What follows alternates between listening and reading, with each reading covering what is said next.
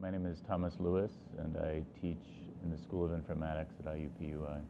Before I came here, I worked various freelance jobs in editing and shooting.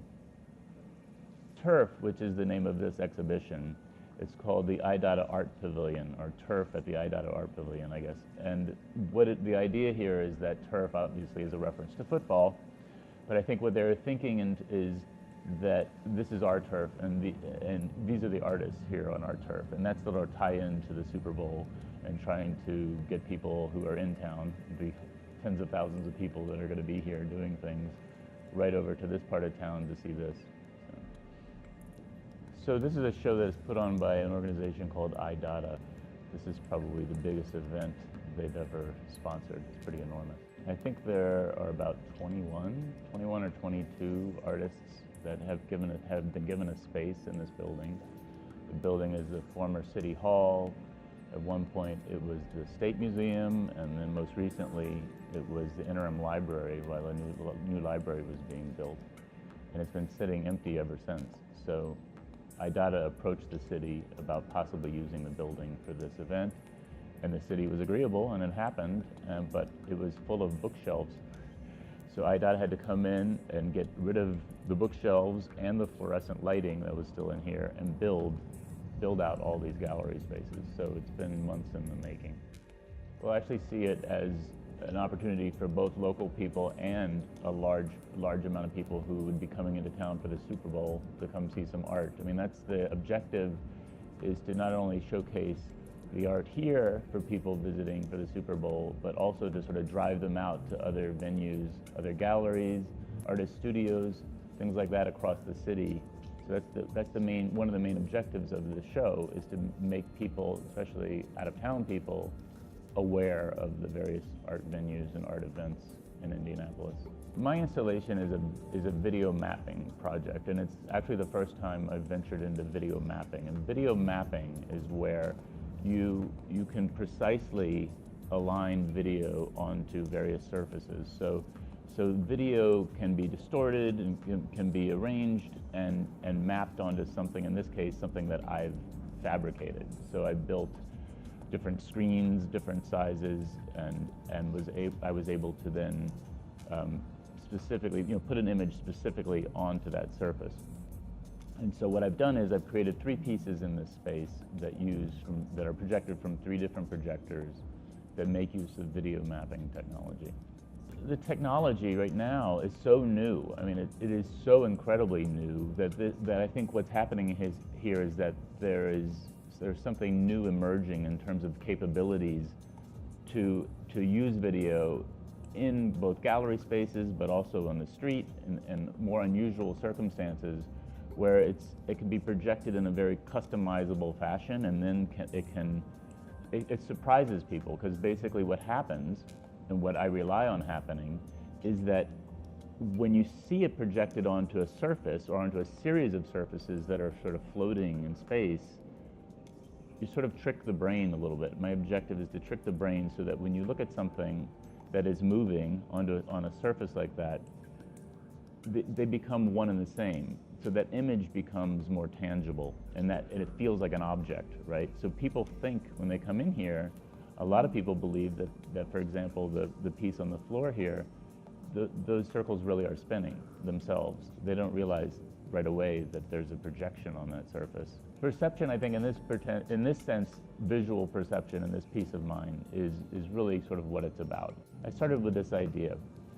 iData, the term iData, the organization that put this on, is making reference to an art movement in the early 20th century of Dada art. Dada sort of turned into surrealism. One of the motifs of Dada and surrealist art is the eye, the eyeball. Visual perception is something they were very fascinated with. So I took that as a point of departure, this idea of the eye. And I thought, well, what if I gave that eye an eye exam, right? So I sort of conjured up the idea of a surrealist eye exam, and sort of referencing, well, when we go into an eye exam, the objective is to define your vision in terms of sharpness. What makes it better? Well, what if we start playing with that terminology? What if the idea better is not necessarily associated with what's sharp, but maybe what's more interesting or what's more distorted? So suddenly suddenly ideas of sharpness are called into question. Well, is that better or is that worse? What would it be like to go around the world looking at the world through distorted lenses? So I take that idea of perception as one thing, and then I incorporate a few other things in the spirals on the walls. And one of them is something called the Stroop effect. And the Stroop effect is a psychological test that's been conducted many times, and there are many, many papers on the Stroop effect. And that is, if you see the name of a color, but that color is written in a different color, we have a delay in trying to identify the actual color. The word itself interferes. The verbal aspect of it, the text aspect of it, interferes with our ability to actually identify it. So there's another sort of example of sort of visual perception and what's going on mentally with visual perception. And lastly, what I did is I took these spirals from a film called Anemic Cinema. And Anemic Cinema was made by probably the most famous Dada artist that there was. Marcel Duchamp made this film, I believe it was in 1926. And it was a series of spirals, black and white spirals. So I've recreated them in color. In some cases in color that I know his original ones were actually in color. And I brought those into here because there's another sort of illusion of depth, right? There's no depth, they're completely flat.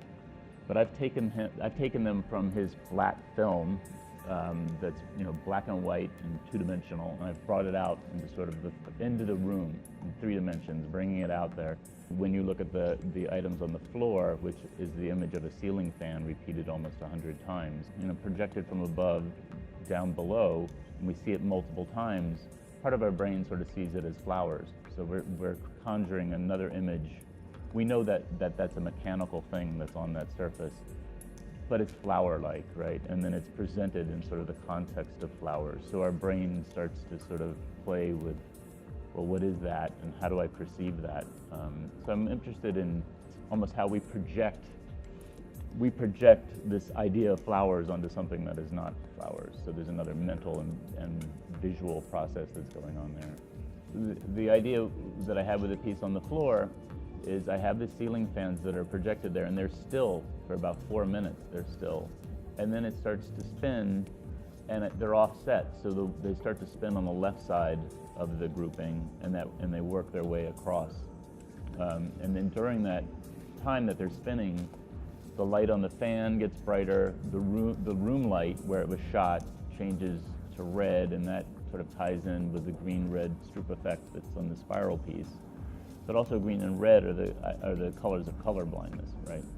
So that transitions from green and red, and while green and red are on there simultaneously, it gives it a really unusual sense of depth, almost a strange 3D look. And then it slowly goes back to normal, and the light comes down, and the room light reappears as normal and everything, and then it stops.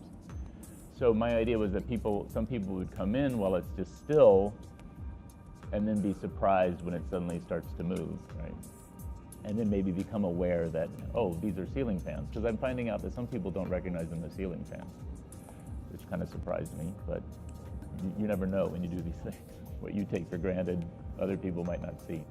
The construction of these surfaces was way more involved than I thought. It actually took me about 8 days to build all 3 of them, but 8 days of working 16 to 20 hours a day, just in fabricating, coming up with the logistics of how to support 35 eyeball shapes, that are connected to dowels that are all cut at specific angles, and cutting out all the circles.